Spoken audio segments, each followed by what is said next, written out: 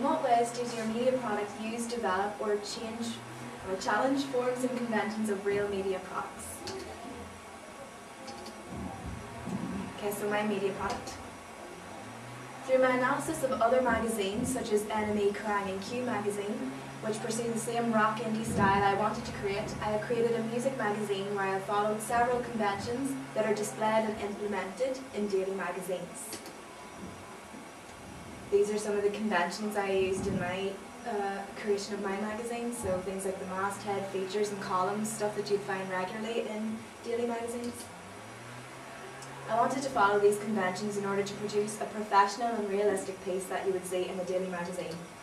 And these are some of the logos of the magazines that sort of helped me to create mine. The analysis of magazines such as NME, Kerrang and Q magazine and the design features and conventions are the aspects which helped me to create my own final product in my main task. The conventions highlighted here reflect some of the conventions I have included. So these are two covers here that I analysed, NME and Kerrang, and these are the conventions that helped me to create my own piece. So things like the main image and the strapline and blurs and captions all helped me to create my product. So the front cover. This is my front cover that I created. So things like the masthead. It was chosen by my target audience throughout different questionnaires that I asked them to fill out. So there's 2 syllables, which helps just to roll off the tongue session. And it fits the style of the indie rock magazine that I wanted to create. The slogan, the UK's #1 music mag, gives more information about the magazine itself and acts as a promise to my readers. The cover line, news from the Brits, used as a lure with more information inside, so my reader will want to flick through the magazine and find the information on the Brits.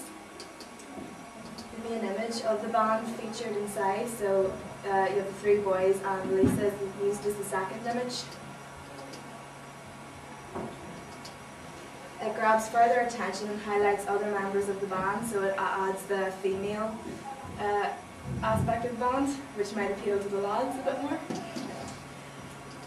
Okay, so these are lures, new releases, reviews, downloads and posters, so it'll grab my readers' attention and encourage them to buy the magazine. It's also it's highlighted here in the strapline, so it's a convention used. Adds to the style, and the white text draws attention for my readers. Conspiracy, Revolution of Sound is the main feature of the magazine and is a cover line. Band featured in this issue grabs attention and is in a large font, so it's the first thing that you see on the page. Okay, this is a feature. One of the main articles inside.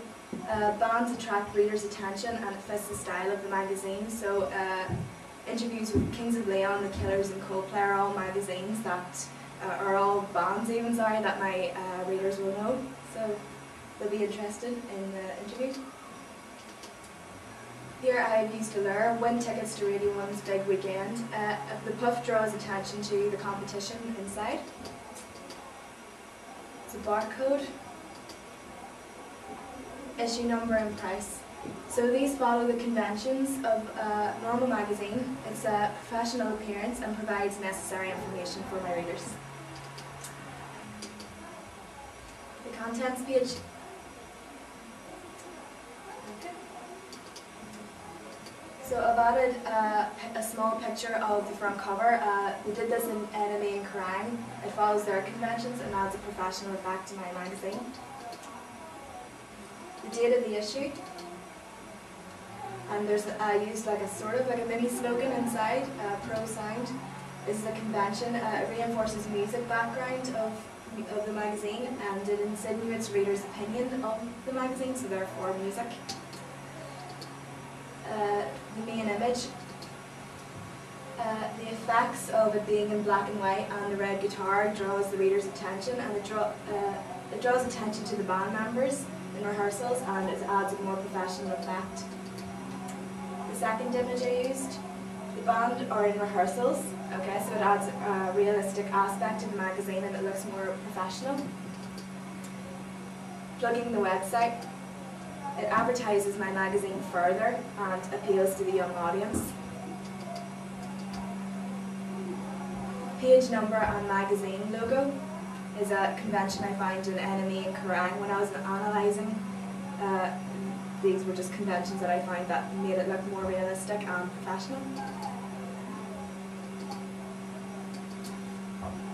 So I used lures in my this features section. Win-win-win, tickets to Radio 1's big weekend, just answer one question.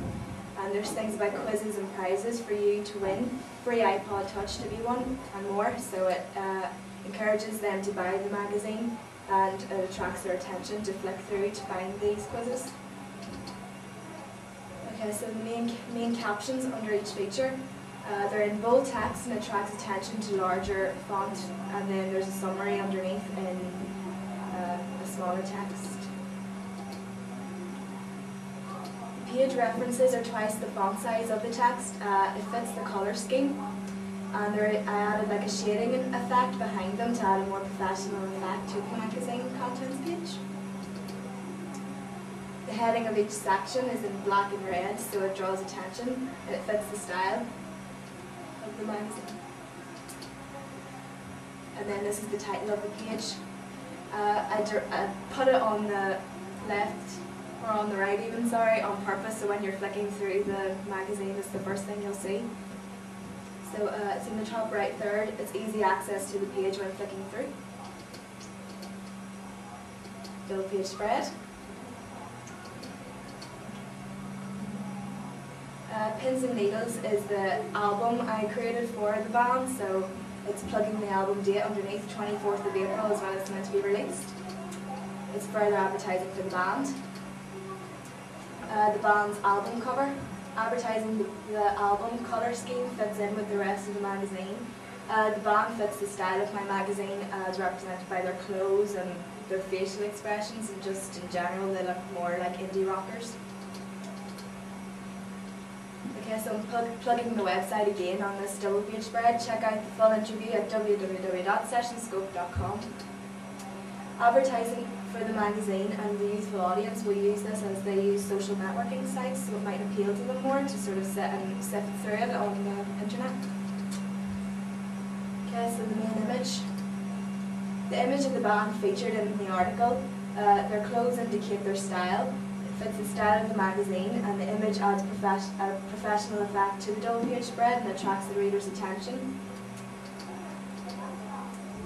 So the drop caps I used throughout the article. This is a familiar convention in magazines as a more professional appearance for the article. It looks like a proper article in a magazine, so it just highlights more conventions that I find in NME and Kerrang and Q. I added a logo and a page reference again, which adds a more professional appearance. So this is a pull quote I used. It breaks up the text. The red text draws attention. It's a quote from the band member. So I've made the quote in actual quotations, and then I've said which band member said it and which instrument they'd play or what their point of being in the band is. So it makes the reader want to find the quote in the article and helps them to read on and be encouraged to do so. Okay, so I've separated my article into 3 columns. It separates the text and makes it more professional looking. This is the byline. It's the journalist's name. Is a convention found in daily magazines and even newspapers, so it fits in with the media style. The introduction here is a convention found in every media product, even on the internet or in different magazines and newspapers. It highlights an important aspect, like the byline or the album name or extra information about the band or the people who are writing it, like the editors and stuff. Okay, so the title of the page is again on the top right third. It's easily spotted when flicking through the article, the article is easily found. And the register is an important factor of my article. So it's a conversational tone, and it reflects the laid-back attitude of an indie rocker, so it'll appeal to my audience a bit more.